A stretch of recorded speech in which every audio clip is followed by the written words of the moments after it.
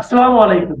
প্রিয় দর্শক, আপনাদের সকলকে আমন্ত্রণ জানাচ্ছি আমাদের কথা চ্যানেলের। তো আমি গণনা করি, গণনা ভিত্তিক কথা বলি। আপনাদের হয়তো মনে আছে, আমি বলেছিলাম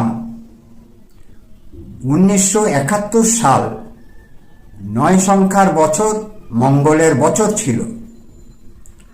2025 সাল 9 সংখ্যার বছর মঙ্গলের বছর, অর্থাৎ 71 সালের প্রতিচ্ছবি আমরা দেখতে পাব 2025 সালে, অথবা সাদৃশ্য বা সিমিলারিটি থাকবে 71 সালের মতো।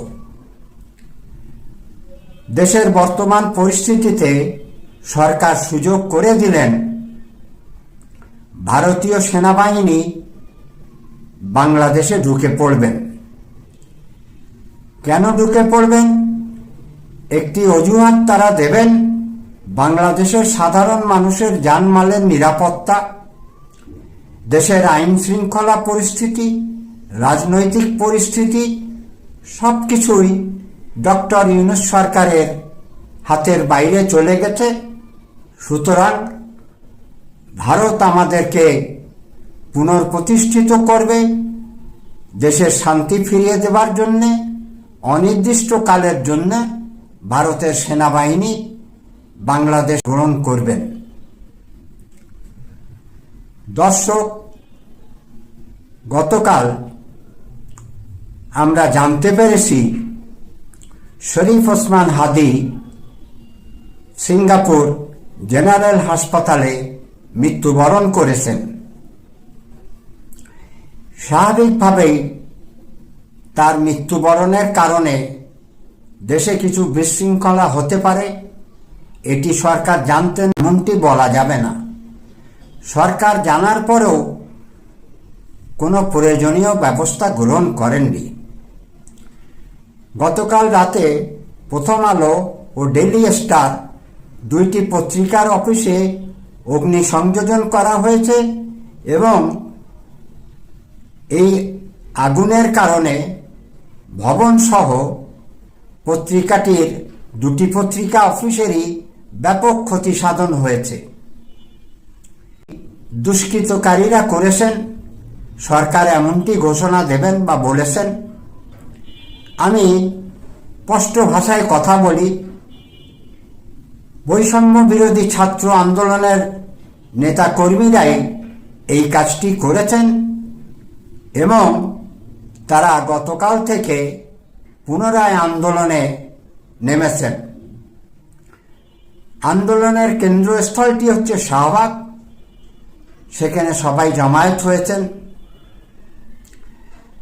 নানাবিধ প্রোগ্রাম কর্মসূচি দেওয়া হবে, আমি এতটাই জানতে পেরেছি।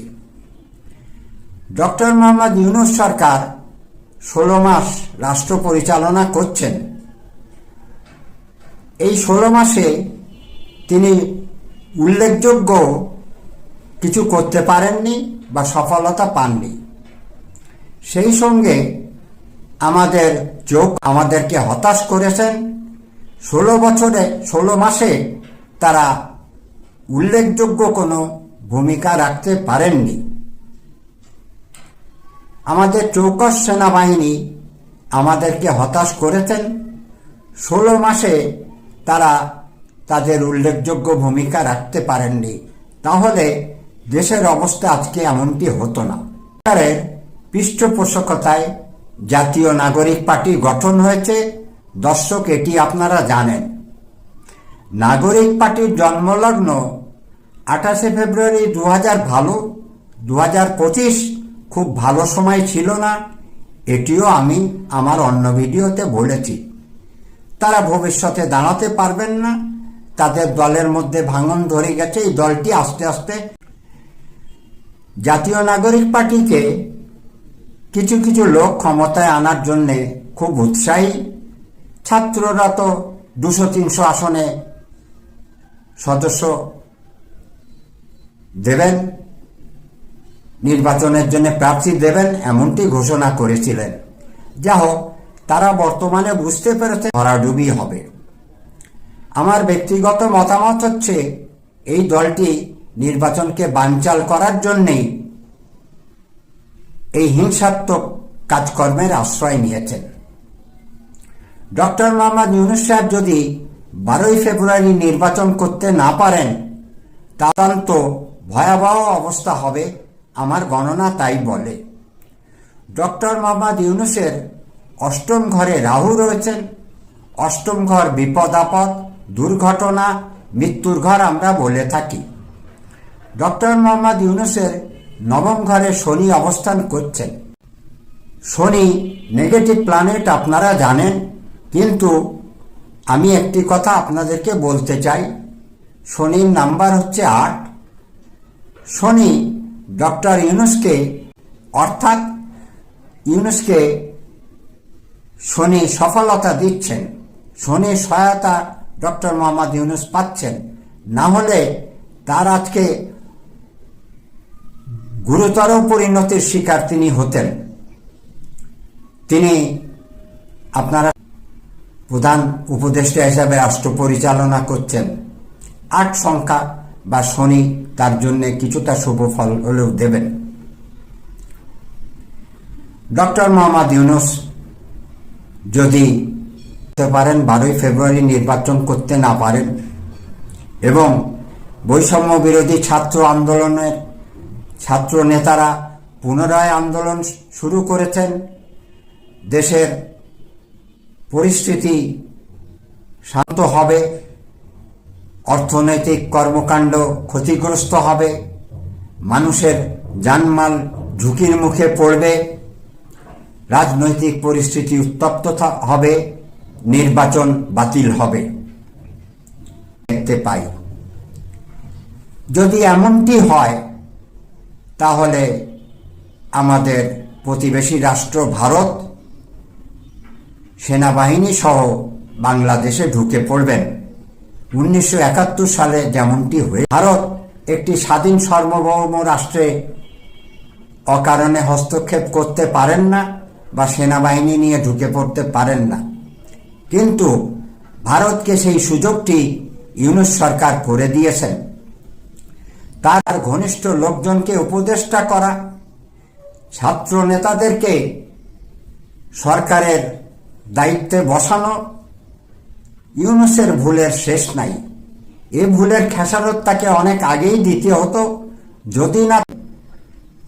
তবে শনি বারবার সমর্থন দেয় না, এ কথাটিও মনে রাখতে হবে। আমি বারবার করে বলেছি, প্রত্যেক মানুষকেই তার কর্মফল ভোগ করতে হয়। ডক্টর ইউনূসও তাকে বহু ভিডিওতে আমি বলেছি, তিনি অপরাধীদের বিরুদ্ধে আইনগত কোনো ব্যবস্থা নিচ্ছেন না। তিনি জাতীয় নাগরিক পার্টির নেতা কর্মীদেরকে বৈষম্য বিরোধী ছাত্র আন্দোলনকে সরকারে বসিয়ে তিনি যে ভুলটি করেছেন, আশা করি তিনি সেগুলি এখন বুঝতে পারছেন। উপদেষ্টা করা,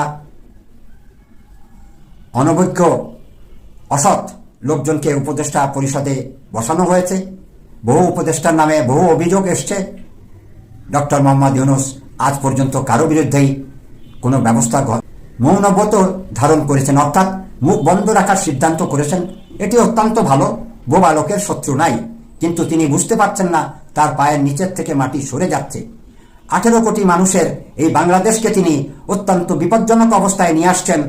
আজ এই ডিসেম্বর আমি অত্যন্ত মর্মাহত, দুঃখিত। বাংলাদেশ সেনাবাহিনীও আমাদেরকে হতাশ করেছেন।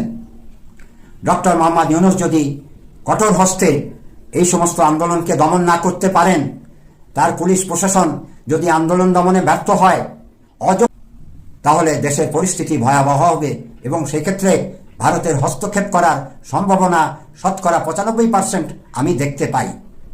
তার উপর রইল গ্রহগত অবস্থান।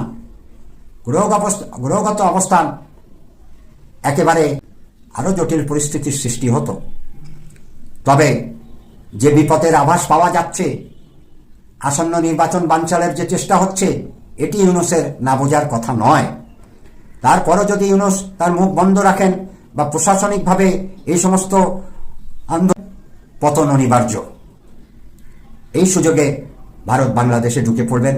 বারবার এই কথাটি আমি এই কারণেই বলছি যে আমার গণনা তাই বলে। এটি আমার কোনো ব্যক্তিগত স্বার্থসিদ্ধির উদ্দেশ্যে ভিডিও করা না, দেশ ও জাতিকে সতর্ক করা, আসন্ন বিপদ সম্পর্কে আগাম আভাস দেয় আমার কাজ।